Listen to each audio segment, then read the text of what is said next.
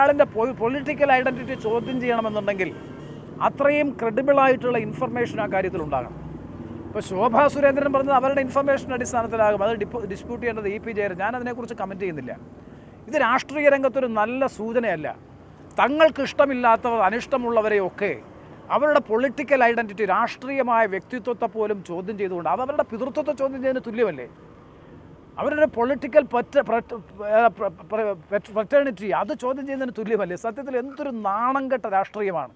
തങ്ങളെ എതിർക്കുന്നവർ, തങ്ങളോട് വിയോജിപ്പുള്ളവർ, അനിഷ്ടകരമായ നിലപാട് സ്വീകരിക്കുന്നവരെയൊക്കെ BJP ആണ് എന്ന് പറഞ്ഞ് സംഘിവൽക്കരിക്കുക, എന്നിട്ട് BJPയെ മഹത്വവൽക്കരിക്കുക. ആർക്കാ ഇതിൻ്റെ ഗുണഭോക്താവാരാ?